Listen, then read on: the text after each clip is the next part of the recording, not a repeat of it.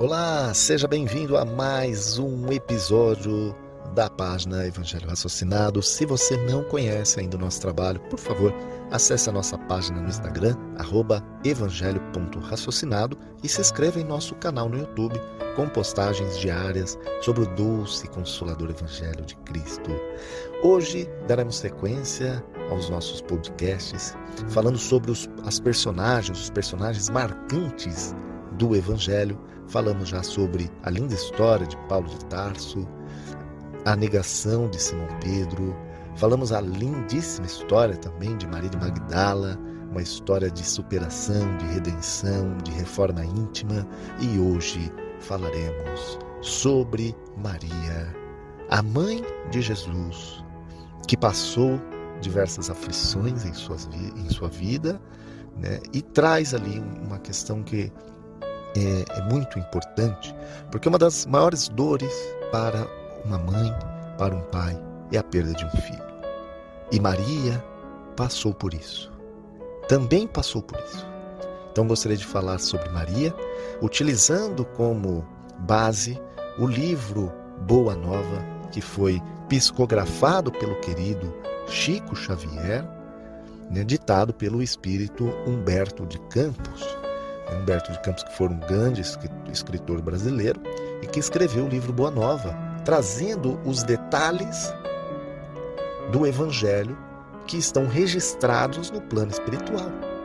Então ele traz o Evangelho mais rico, com muito mais detalhes, nessa belíssima obra que ele comenta cada um dos apóstolos de Jesus, cada momento da vida de Jesus, e traz a linda história de Maria.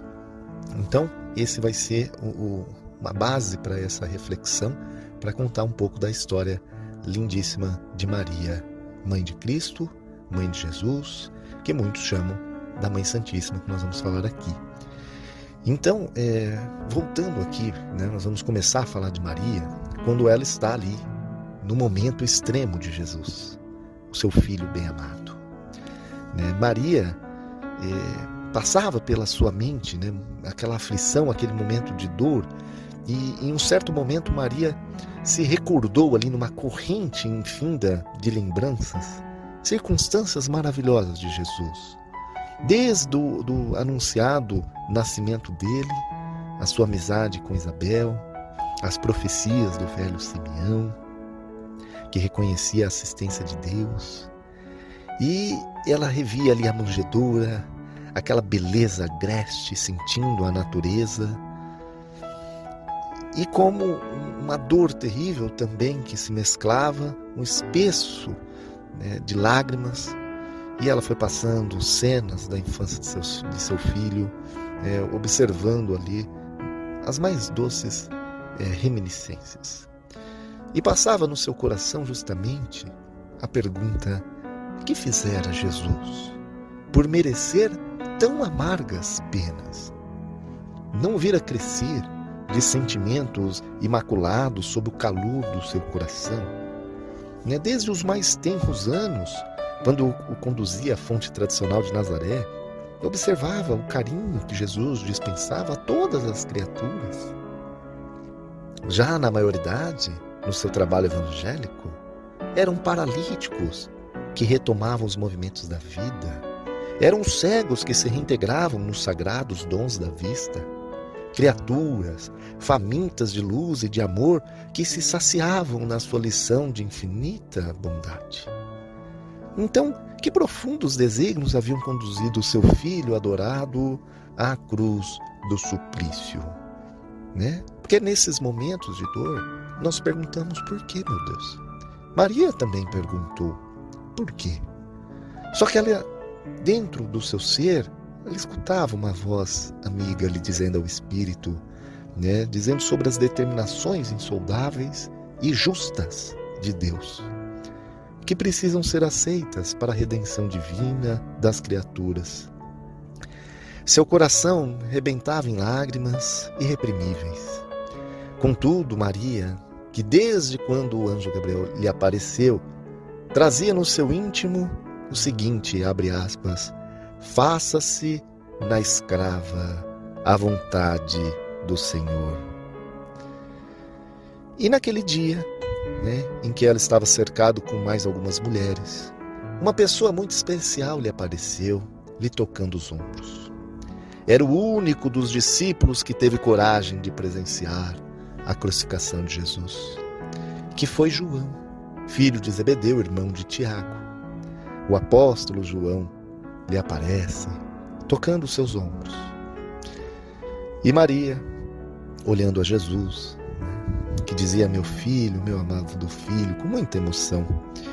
E Cristo pareceu meditar no auge das suas dores, e naquele momento olhou para Maria e disse: mãe, eis aí o teu filho. E dirigindo-se de modo especial, com leve aceno ao apóstolo, disse: filho, eis aí a tua mãe. E Maria envolveu-se num véu de seu pranto doloroso, mas o grande evangelista compreendeu a mensagem de Jesus. Na derradeira lição, ensinava que o amor universal era o sublime coroamento de sua obra. Ou seja, o amor não está apenas na relação consanguínea. O amor ultrapassa as fronteiras da família de sangue, sendo a família a humanidade. Olha que lindo.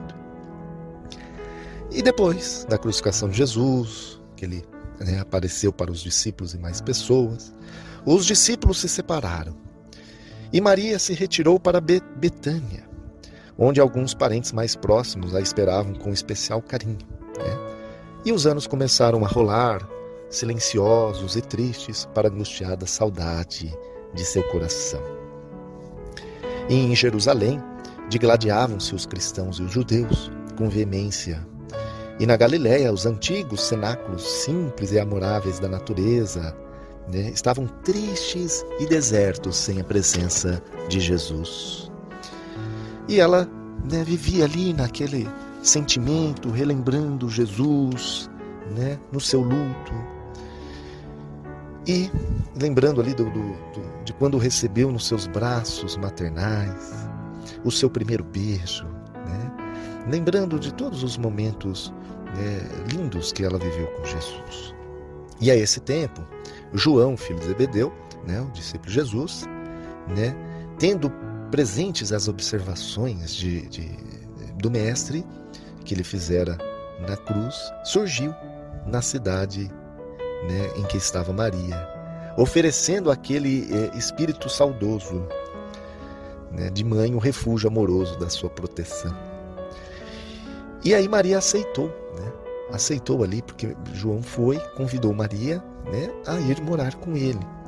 João contou a ela a sua nova vida, que ele estava instalado definitivamente na cidade de Éfeso, onde as ideias cristãs ganhavam terreno entre as almas devotadas, que ele nunca tinha esquecido as recomendações de Jesus, só que ele guardava o momento certo de convidar Maria, já que ele não tinha nem onde morar, de tão simples.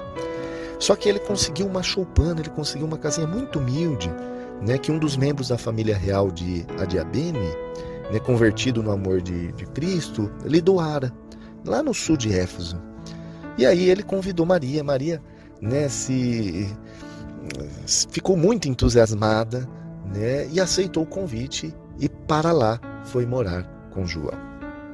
E a casa de João, se transformou, na verdade, num ponto de assembleias adoráveis, onde as recordações dos Messias eram cultuadas por espíritos humildes e sinceros. Maria externava suas lembranças, falava de Jesus com aquele maternal enternecimento, enquanto o apóstolo comentava as verdades evangélicas, apreciando os seus ensinos recebidos. E muitas vezes a reunião somente terminava noite alta, quando as estrelas tinham maior brilho. E não foi só isso. Decorrido alguns meses, aquele ponto se tornou uma grande fileira de necessitados que corriam para o sítio lá que eles moravam, sítio singelo e generoso. E a notícia de que Maria descansava agora entre eles espalhara um clarão de esperança por todos os sofredores. Então, ao passo que João pregava na cidade, ela atendia no pobre santuário doméstico aos que procuravam, exibindo-lhe as suas úlceras e necessidades. A sua choupana era tão conhecida, né, que ficou até conhecida como a Casa da Santíssima. O fato, esse nome, né, teve origem em certa ocasião, quando um miserável leproso, depois de aliviado as suas chagas, de ser aliviado em suas chagas, lhe osculou as mãos, reconhecendo, né, e murmurando: Senhora, sois a mão do nosso Mestre e a nossa Mãe Santíssima. Só que Maria era muito humilde. Na sua humildade sincera, ela se esquivava ali de homenagens, né, que era realizada ali pelas pessoas, mas ela ficava com o seu coração muito confortado, muito feliz em ajudar, né, em ser ali um foco de luz, ajudando os mais necessitados. E ali passou, eram velhos, os desenganados do mundo, várias pessoas que passavam por ali. E tem um relato, né, de uma pessoa com muita dificuldade, né, que disse a ela: minha mãe dizia, um dos mais aflitos: como poderei vencer as minhas dificuldades? Sinto-me abandonado na estrada escura da vida, né? Como muitos que estão escutando esse podcast podem pensar: como poderei vencer as minhas dificuldades? E Maria lhe enviava o olhar amoroso e dizia: isso também passa. Dizia ela carinhosamente: só o reino de Deus é bastante forte para nunca passar de nossas almas, como eterna realização do amor celestial. E nessa época ela recebeu com muita tristeza, né, notícias de um doloroso período de perseguições que se havia aberto para todos que fossem fiéis à doutrina do seu Jesus divino. Alguns cristãos banidos de Roma traziam a Éfeso as tristes informações, né? Naquela época que Roma perseguiu os cristãos, que Nero incendiou Roma e culpou os cristãos, na qual os cristãos eles eram presos, levados a circos, devorados por feras insaciáveis. E ela ficou muito, muito triste com isso. E num dia de crepúsculo estrelado, Maria entregou-se às orações, como de costume, pedindo a Deus por todos aqueles que se encontrassem em angústias do coração por amor de seu filho. Envelada nas suas meditações, Maria viu aproximar-se o vulto de um pedinte. Minha mãe, exclamou o recém-chegado, como tantos outros que recorriam ao seu carinho, venho fazer-te companhia e receber a tua bênção, disse esse pedinte. E maternalmente, ela o convidou para entrar, impressionada com aquela voz que lhe inspirava profunda simpatia.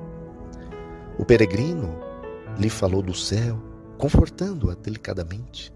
Comentou as bem-aventuranças divinas que aguardam a todos os devotados e sinceros filhos de Deus, dando a entender que lhe compreendiam as mais ternas saudades do coração. Maria sentiu-se empolgada por tocante surpresa e pensava: que mendigo seria aquele que lhe acalmava as dores secretas da alma saudosa, com bálsamos tão dulçorosos, tão doces. Nenhum lhe surgira até então para dar, era sempre para pedir alguma coisa.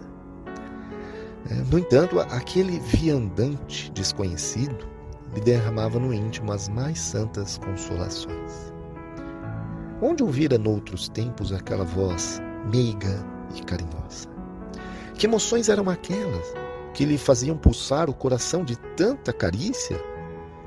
Seus olhos se umedeceram de ventura, sem que conseguisse explicar a razão de sua emoção.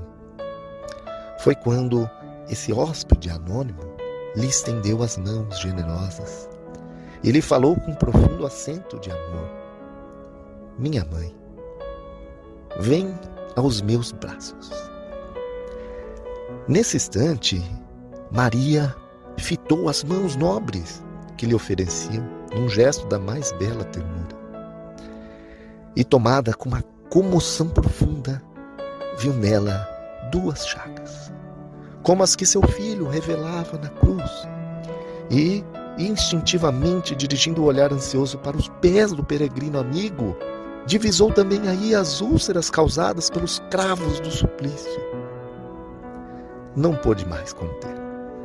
Compreendendo a visita amorosa que Deus lhe enviava ao coração, bradou com infinita alegria: meu filho, as úlceras que te fizeram. E precipitando-se para ele como mãe carinhosa e desvelada, quis certificar-se tocando a ferida que lhe fora produzida pelo último lançaço perto do coração. Suas mãos ternas e solícitas o abraçavam na sombra visitada pelo luar e procurando sofregamente a úlcera que tantas lágrimas lhe provocara ao carinho maternal. A chaga lateral também lá estava, sob a carícia de suas mãos. Não conseguiu dominar o seu intenso júbilo, a sua intensa alegria. Num ímpeto de amor, fez um movimento para se ajoelhar, queria abraçar aos pés de seu Jesus e osculá-los com ternura. Ele, porém, levantou Maria. Cercado de um halo de luz celestial, se lhe ajoelhou aos pés e beijou as mãos de Maria, dizendo, em carinhoso transporte: sim, minha mãe, sou eu. Venho buscar-te, pois meu Pai quer que sejas no meu reino a rainha dos anjos. Maria, tomada de inexprimível ventura, queria dizer da sua felicidade, manifestar seu agradecimento a Deus, mas o corpo como que se lhe paralisara, enquanto aos seus ouvidos chegavam os ecos suave da saudação do anjo, qual se entoassem 1000 vozes cariciosas por entre as harmonias do céu. No outro dia, 2 portadores humildes desciam a Éfeso, de onde regressaram com João, para assistir os últimos instantes daquela que lhes era a devotada Mãe Santíssima. Maria já não falava. Numa inesquecível expressão de serenidade, por longas horas ainda esperou a ruptura dos derradeiros laços que prendiam a vida material. E a alvorada desdobrava no seu formoso leque de luz, quando aquela alma eleita se elevou da terra. Então, ali ela separa, igual Jesus diz, e João presenciou, que é carne, o que é espírito, se desprende o espírito da matéria e ela se eleva da terra, onde tantas vezes chorara de felicidade, de saudade e de esperança. E quando ela começou a se afastar do mundo, ela pensou, ela desejou rever a Galileia com seus sítios preferidos. Bastou ela pensar para que a conduzissem à região do lago de Genezaré, de maravilhosa beleza. Reviu todos os quadros do apostolado de seu filho. E só agora, observando do alto da paisagem, notava Tiberíades em seus contornos suaves, em uma perfeição divina. E quando a caravana espiritual se dispunha a partir novamente, Maria se lembrou dos discípulos perseguidos pela crueldade do mundo. Então ela lembrou daqueles que eram perseguidos em Roma, em vários outros locais, e desejou abraçar os que ficariam no Vale das Sombras. Veja, Maria estava indo ao reino divino, subindo, para as esferas superiores, mas não. Ela se lembrou daqueles que eram perseguidos neste mundo. E ela quis ir abraçá-los. E emitindo esse pensamento novamente, as multidões espirituais a levaram. Em poucos instantes, ela estava lá, em uma cidade soberba e maravilhosa, espalhada sobre colunas enfeitadas de carro e monumentos que lhe provocavam assombro. Os mármores mais ricos esplendiam nas magnificentes vias públicas, e era uma cidade muito soberba, com muitos escravos. Mais alguns momentos, ela descobria outra multidão, guardada a ferros, em escuros calabouços. penetrou os sombrios cárceres, onde centenas de rostos amargurados retratavam padecimentos atrozes. Os condenados experimentavam no coração um consolo desconhecido. Maria se aproximou de um a um, participou de suas angústias e orou com as suas preces, cheias de sofrimento, mas também de confiança. Sentiu-se mãe daquela assembleia de torturados pela injustiça do mundo e espalhou a claridade misericordiosa de seu espírito entre aquelas fisionomias pálidas e tristes.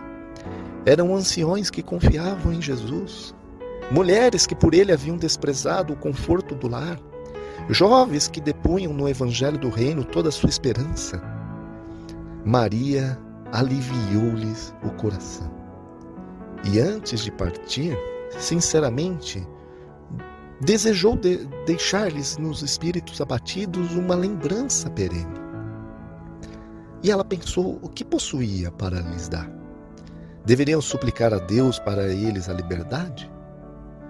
Mas Jesus ensinara que com ele todo jugo é suave e todo fardo seria leve. Parecendo-lhe melhor a escravidão com Deus do que a falsa liberdade nos devãos do mundo, recordou que seu filho deixara a força da oração como um poder inconstratável entre os discípulos amados. Então ela rogou ao céu que lhe desse a possibilidade de deixar entre os cristãos oprimidos a força da alegria.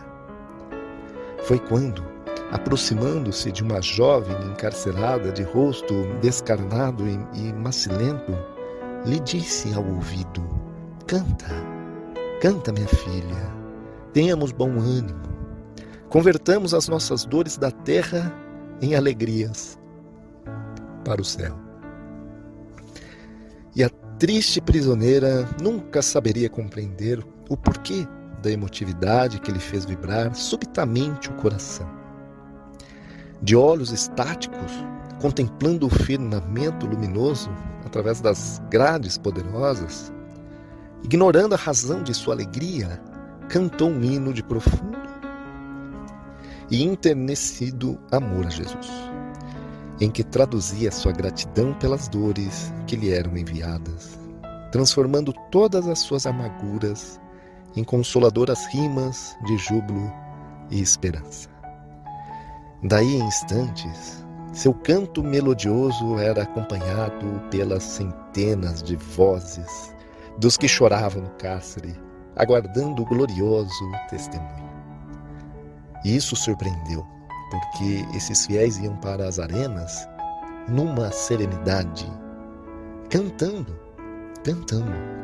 E isso fez com que impulsionasse o movimento cristão, porque o público ficava, olha a confiança que esses cristãos têm. Aquilo passou a ter um efeito contrário até do que o Império Romano gostaria. E logo a caravana majestosa conduziu ao reino do Mestre, que Jesus disse: o meu reino não é deste mundo, levando Maria, a bendita entre as mulheres. E desde esse dia, nos tormentos mais duros, os discípulos de Jesus têm cantado na terra, exprimindo o seu bom ânimo e a sua alegria, guardando a suave herança de nossa Mãe Santíssima. Então essa é a história emocionante. Me desculpe também a minha emoção. Toda vez que eu relembro essa história, muito me emociona, porque Maria, no derradeiro instante em que subia às esferas superiores, ela quis ir ao encontro dos sofredores do mundo. E aí, observemos sempre o nosso coração, o nosso silêncio, a nossa inspiração, às vezes esse sentimento que surge, talvez depois de um sonho, que surge esse reânimo, pode ter certeza de que são os obreiros de Cristo e de Maria que tocam o nosso coração, os nossos amigos de luz que nos tocam a alma.